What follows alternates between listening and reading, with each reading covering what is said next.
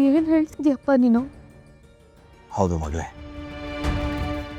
ಅವತ್ತೇ ಡಾಕ್ಟ್ರು ಅವ್ರ ಹಾರ್ಟು ತುಂಬ ವೀಕ್ ಆಗಿದೆ, ಹುಷಾರಾಗಿ ನೋಡ್ಕೋಬೇಕು, ಅವಳಿಗೆ ತುಂಬ ದುಃಖ ಆಗುವಂಥದ್ದು, ಶಾಕ್ ಆಗುವಂಥ ವಿಷಯನ ಹೇಳಬಾರ್ದು ಅಂತ ಹೇಳಿದಾಳಮ್ಮ. ಅನಗತ್ಯವಾಗಿ ಎಲ್ಲ ವಿಚಾರನ ತಲೆಗಿಟ್ಕೊಂಡು ಚಿಂತೆ ಮಾಡ್ತಾಳೆ ಅಂತ ಹೇಳಿದಾರಮ್ಮ. ಯಾಕಪ್ಪ, ಯಾಕೆ ವಿಷಯ ಎಲ್ಲ ಮುಂಚೆನೇ ನನಗೆ ಹೇಳಲಿಲ್ಲ ನೀನು? ನನಗೆ ಹೇಳಬಾರ್ದು ಅಂತ ಏನಿಲ್ಲ ಮಗಳೇ, ನಾನು ಯಾರಿಗಾರು ಹೇಳಿದ್ರೆ ಅದು ಬಾಯಿಂದ ಬಾಯಿಗೆ ಹೋಗಿ ನಿಮ್ಮಮ್ಮನ ಕಿವಿಗೆ ಬಿದ್ದರೆ ಮುಗೀತು. ಇದೆಲ್ಲ ತಲೆಯಲ್ಲಿ ಇಟ್ಕೊಂಡು ಆರೋಗ್ಯ ಹಾಳು ಮಾಡಿಕೊಡ್ತಾಳೆ ಅಂತ. ನಾನು ಗರಾಜ್ ಶುರು ಮಾಡಿರೋದು ಲಕ್ಷ್ಮಿಗೋಸ್ಕರನೇ ಅಮ್ಮ. ಹಗಲು ರಾತ್ರಿ ಕಷ್ಟಪಟ್ಟು ಏನಾದರೂ ಮಾಡಿ ಅವಳು ಆಸೆ ಪಟ್ಟ ಹಾಗೆ ಮನೆ ಕಟ್ಟಿಸ್ತೀನಮ್ಮ. ಆಮೇಲೆ ನಾನು ಸಂತು ಮನೆಗೆ ಬಂದಿರೋದಕ್ಕೆ ನನ್ನ ಮನಸ್ಸು ಒಪ್ತಾ ಇರಲಿಲ್ಲ. ನಿಮ್ಮಣ್ಣ ಹೇಗೆ ಅಂತ ನಿಮಗೂ ಗೊತ್ತಲ್ಲ. ಆದರೆ ನಿಮ್ಮಮ್ಮನಿಗೆ ಮಕ್ಕಳು, ಮೊಮ್ಮಕ್ಕಳು, ಸೊಸೆದಿರು ಎಲ್ಲರೂ ಬೇಕು. ಇಲ್ಲಿದ್ದರೆ ಅವಳು ಖುಷಿಯಾಗಿರ್ತಾಳೆ. ಅದಕ್ಕೆ ಅವಳು ಖುಷಿ ಕಿತ್ಕೊಳ್ಳೋದು ಬೇಡ ಅಂತ ನಾನು ಹೇಗೋ ಹೊಂದಾಣಿಕೆ ಮಾಡ್ಕೊಂಡು ಇಲ್ಲಿದ್ದೀನಮ್ಮ. ಈಗ ಗೊತ್ತಾಯ್ತಾ ಇದು ಡೀಟೇಲೆಲ್ಲ ಅಮ್ಮಂಗೆ ಯಾಕೆ ಹೇಳಬೇಡ ಅಂತ ಹೇಳಿದೆ ಅಂತ? ಯಾಕಪ್ಪ, ಯಾಕೆ ನಮ್ಮ ಕುಟುಂಬದವ್ರಿಗೆ ಈ ಥರ ಕಷ್ಟಗಳು ಸುತ್ಕೋತಾನೆ ಇವೆ? ಅಮ್ಮಗೋಸ್ಕರ ನೀನು ಇಂಥ ವಯಸ್ಸಲ್ಲೂ ದುಡಿತೀನಿ ಅಂತ ಹೋಗ್ತಿದ್ಯಾ, ಆದರೆ ನಿನಗೆ ಈ ಪರಿಸ್ಥಿತಿ. ಈ ಕಡೆ ಅಮ್ಮಂಗೂ ಹುಷಾರಿಲ್ಲ. ನಂಗೆ ಯಾಕೋ ಒಳ್ಳೆ ಅವ್ರಿಗೆ ಕಾಲನೇ ಇಲ್ಲ ಅನ್ನಿಸ್ತಿದೆ.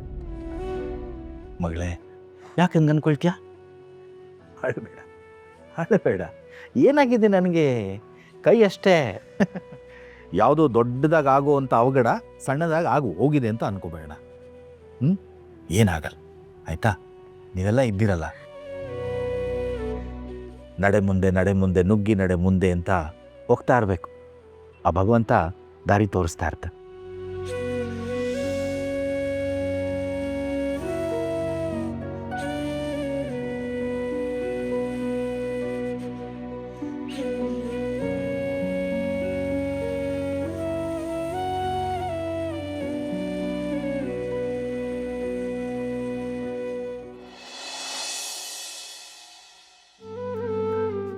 ಅಪ್ಪ, ನಾನು ಇಂಟರ್ವ್ಯೂಗೆ ಹೋಗಿ ಬರ್ತೀನಿ.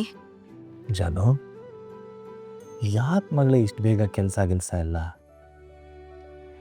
ಇನ್ನೊಂದು ಸ್ವಲ್ಪ ಆರಾಮಾಗಿದ್ದು ನಿನ್ನ ಮನಸ್ಸೆಲ್ಲ ತಿಳಿ ಆದಮೇಲೆ ಇದೆಲ್ಲ ಯೋಚಿಸ್ಬೋದಿತ್ತು. ಅಪ್ಪ, ನನ್ನ ಮನೇಲೇ ಇದ್ದರೆ ಸುಮ್ಮನೆ ಬೇಡದಿರೋ ಯೋಚನೆಗಳು ಬರ್ತಿರುತ್ತೆ.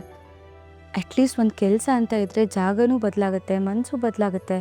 ಕೆಲಸದ ಕಡೆ ಗಮನ ಇದ್ದರೆ ಬೇರೆ ಯೋಚನೆಗಳಿಗೆ ಅವಕಾಶ ಇರಲ್ವಲ್ಲ, ಅದಕ್ಕೆ.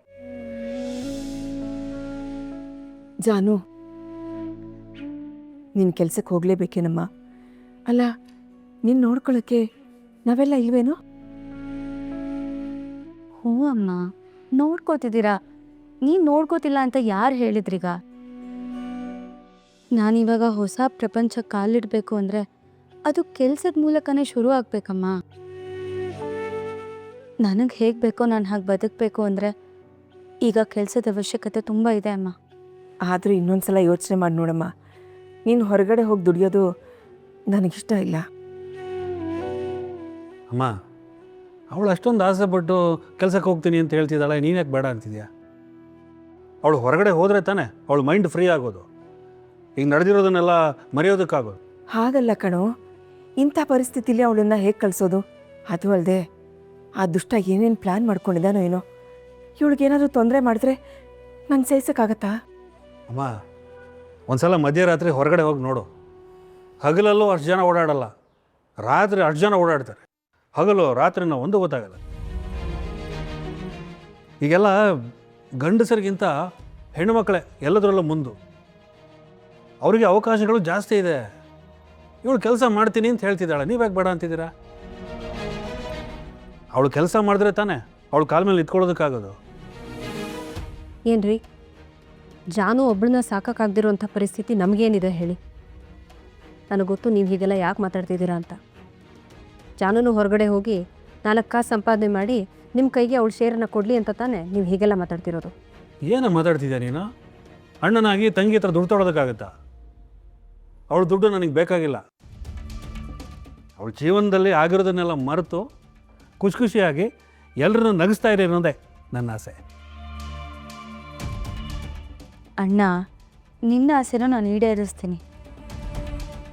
ಇವಾಗ ಇಂಟರ್ವ್ಯೂಗೆ ಹೋಗ್ತಿದ್ದೀನಿ ಅಂದ ತಕ್ಷಣ ಕೆಲಸ ಸಿಕ್ಬಿಡುತ್ತೆ ಅಂತ ಏನಿಲ್ವಲ್ಲ, ಅದಕ್ಕೂ ಟೈಮ್ ಬೇಕು. ಅದಕ್ಕೆ ಇಂಟರ್ವ್ಯೂಗೆ ಹೋಗೋದಕ್ಕೆ ಅವಕಾಶ ಮಾಡಿಕೊಡಿ ಅಂತ ಕೇಳ್ತಿರೋದು.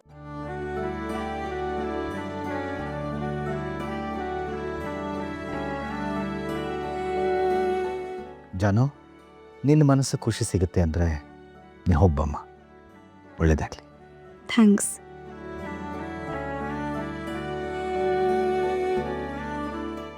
ಅಮ್ಮ, ಹೋಗಿ ಬರ್ತೀನಿ. ಹುಷಾರ್ ಪುಟ್ಟಿ. ಬರ್ತೀನಿ ಅದಕ್ಕೆ. ಆಯ್ತು ಅಣ್ಣ. ಹುಷಾರು.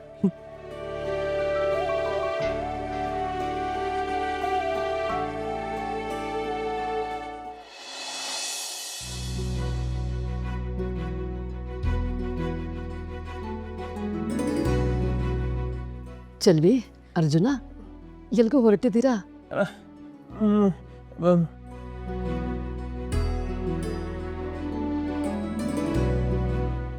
ಚೆಲ್ವಿ, ಒಂದು ನಿಮಿಷ ಕಣಮ್ಮ. ಇವತ್ತು ನೀವು ಅಂಗಡಿಗೆ ಹೋಗೋದು ಸರಿಯಲ್ಲ, ಹೋಗ್ಬೇಡ. ಅರ್ಜುನ, ನಿಮ್ಮ ಅಪ್ಪಂಗೆ ಹುಷಾರಿಲ್ಲ ಅಂತ ನಿನಗೆ ಗೊತ್ತು ತಾನೇ? ಇಂಥ ಪರಿಸ್ಥಿತಿಲಿ ಎಲ್ಲ ಜವಾಬ್ದಾರಿನೂ ಪಾಪ ಲಕ್ಷ್ಮಿ ಮೇಲೆ ಹೊರಿಸಿ ನೀವು ಹೋಗೋದು ಸರಿಯಲ್ಲ ಕಂದ.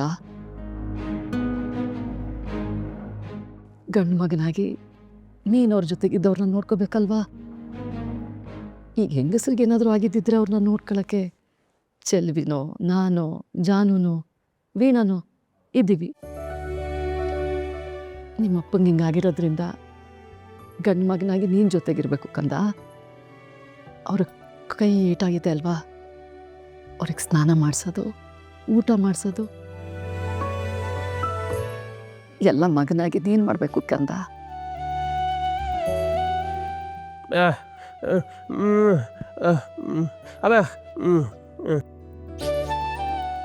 ನನ್ನ ಕತೆ ಹಂಗಿರ್ಲಿ ಕಂದ. ಮೊದಲು ಹೋಗಿ ನಿಮ್ಮ ಅಪ್ಪನ ನೋಡ್ಕೊ, ಅವ್ರಿಗೆ ಸಹಾಯ ಮಾಡು. ಚೆಲ್ವಿ, ನನಗೂ ಮನೇಲಿದ್ದು ಇದ್ದು ಬೇಜಾರಾಗಿದೆ. ನಿನ್ನ ಜೊತೆ ನಾನು ಬರಲ್ಲ ಅಂಗಡಿಗೆ, ನಿನಗೂ ಸ್ವಲ್ಪ ಸಹಾಯ ಆಗುತ್ತೆ. ಅಯ್ಯೋ ಅತ್ತೆ, ನಿಮ್ಗೆ ಯಾಕೆ ಕಷ್ಟ ಇಲ್ಲ? ಏನೂ ಬೇಕಾಗಿಲ್ಲ. ಹೆಂಗೆ ಇವ್ರ ಮನೇಲೆ ಅವರಲ್ಲ, ಅವ್ರ ಜೊತೆ ನೀವಿರಿ. ನಾನು ಹೋಗ್ಬಿಟ್ಟು ಬರ್ತೀನಿ. ಸರಿ ಕಣಪ್ಪ.